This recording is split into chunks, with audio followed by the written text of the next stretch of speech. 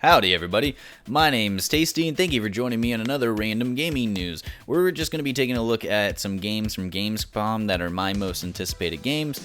But before that, I just wanted to say that I'm going to be focusing more on actual gaming news. That's just kind of where, I'm having fun doing that versus the actual reviews. I thought I would have more fun doing reviews, but I'm just going to stick to the gaming news for now, so you just have to deal with that.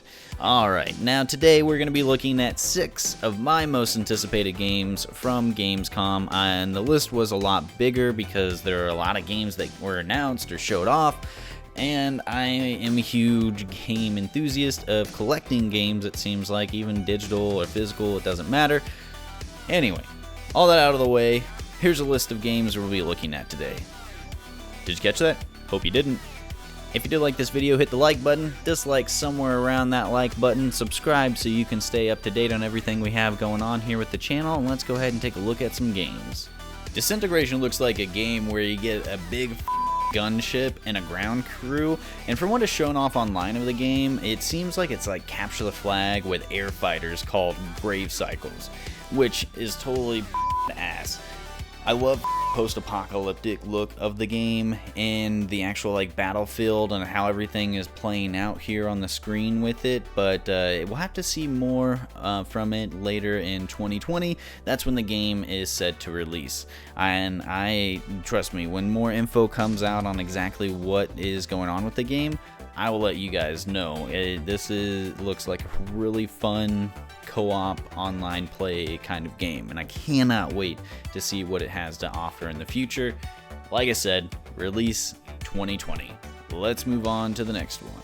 Destiny Shadowkeep looks insane. I've loved Destiny games since the day it came out, and I can't tell you why exactly I've loved those games, but it's just something that hooked me with that deep story that you have to actually pull out of the game and learn and read the lore online and all this kind of love it. And that actual, loop of grind that you have there where you're going through and doing the same things over and over again, getting a little bit better at it, getting more stuff, and making your character a little bit more powerful has always sit pretty well for me. And back to the expansion it had. What we're going to be doing is taking those Guardians back to the moon, it looks like, in Shadowkeep, as well as bringing some much needed RPG elements to the game. You can change up how you add or use your new finishing moves to give you certain aspects or certain bonuses, or take certain things away as you gain those bonuses. I'm so hyped for that right there, where you get to change up things. Like you can change up your armor set to play a little bit better how you play, and you can change up your guns and that kind of thing. I really think since Destiny has become their own publisher and developer and all that kind of jazz, through Bungie, since Bungie has become its own publisher and developer, that it's really going to be a great future for the game, and I can't wait to see what Shadowkeep has to bring on October 1st. Let's look at another game. Dragon Ball Z Kakarot gave me goosebumps when that game was revealed. You know those types of games that you see that give you a nostalgia factor that you're like, oh, the little boy inside of me just creamed his pants. Like that kind of thing just happened when I saw Dragon Ball Z Kakarot display. That's going to be like an RPG type game where you get to play through the old story as Goku and Gohan and bring it up to speed for a younger audience, and I am totally behind these kind of things where we get to introduce my kids to Dragon Ball Z. That was my first anime, my intro into anime. It may not have been a great one, it's a hit and miss for a lot of people, like, oh, that's a kid's show, it's so stupid, it takes forever to fight. You know what, whatever. It seemed intense, it kept my attention as a kid, and it hasn't really as an adult, but the games have. I like playing the fighting games that they put out. They have great mechanics, and they didn't have great graphics, but this game looks like it's taking those graphics and kind of twisting it up a little bit and crisping them out and making them look more flesh for a 4K version of it, and I'm down for that. I want to play some Dragon Ball Z Kakarot, but it's not slated until 2020, and trust me, I will let you know more info as soon as that game drops some more info there. Let's go ahead and move on to our next game here. So much has already been said about this next game, Cyberpunk 2077, and it's coming from one of the best developers, CD Projekt Red, that is out there right now. You know, they know how to put out a game for their actual customers that they're going to enjoy. You know, when you're playing a CD Projekt Red game, that you're getting a game that is a full-fledged story. The graphics are already fully fledged out, and it's going to be something that you fully enjoy through and through. And it's not something that you're going to have to, you know, be like, and even though I love Destiny, wait for an expansion to make the game better. That is something that's awesome to me. And also, like, if you haven't seen the standard edition pack of the game and like what you get for the standard edition, bam, there you go. You get all this stuff in the standard edition here. But either way, I am definitely getting this game on first day and playing the crap out of it. And it comes out on April 16th, 2020. You better be ready, samurai. Now, as somebody that's put in over, you know, I would say about 60 hours in Graveyard Keeper, 150 into Stardew Valley, and that kind of thing, and playing through all of Undertale on my Switch and on PC, plus Deltarune, this next game interests me a lot. And you probably already guessed what I'm going to say here, Eastwood. Eastwood looks like a mix between Undertale and Stardew Valley, but plays like Mother.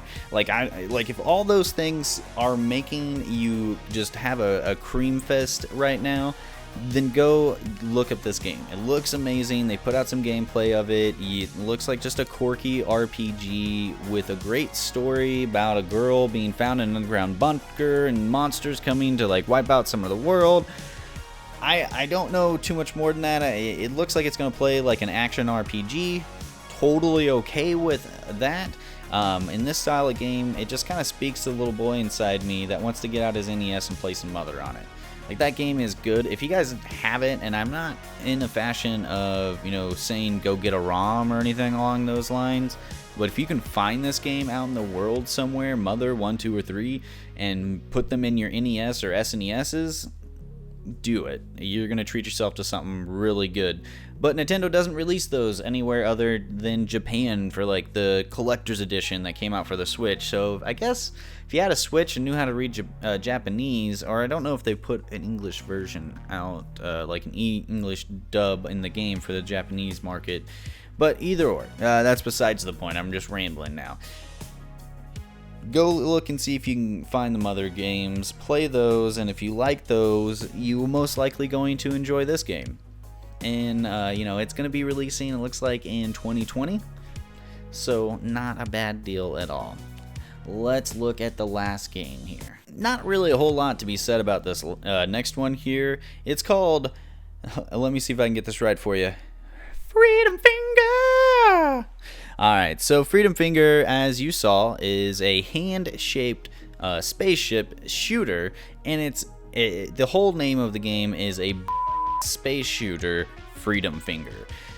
If that doesn't speak to you as an Adult Swim lover, then don't get this game. It's not going to be for everybody. You know, this isn't going to be everybody's cut of bread and butter, but it is something that I am very interested in looking at. It's probably not going to be a very long playthrough game, but a great replayability to it, so, you know, that's not too bad.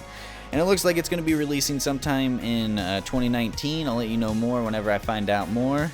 Go ahead and look up the trailer and treat yourself to a little Freedom Finger! Alright, well, if you guys did like the video, go ahead and hit that like button, because I do appreciate anybody that does do that for me. It lets me know that you guys are thoroughly enjoying the content, and I hope you guys did like any of the actual games that we went over today, because my wallet is going to be a lot thinner due to Gamescom or any other games that are coming out here. Probably not due to Gamescom, but due to the game developers that are making. So, you know, I do want to know what you guys thought about any of this in the comments, so that way, you know, we can have an open-based discussion and let me know what games that I missed that you maybe are looking forward to. And like I said, hit the like button to let me know that you guys are liking this. The dislike is somewhere around there if you did, and if you are making it this far in the video and disliking the video, let me know why in the comments below, because that sounds like my kind of jam. Now I want to know somebody that's that determined to watch a video, dislike it, and then comment in the video. And as always, my name's Tasty, and have a wonderful game night.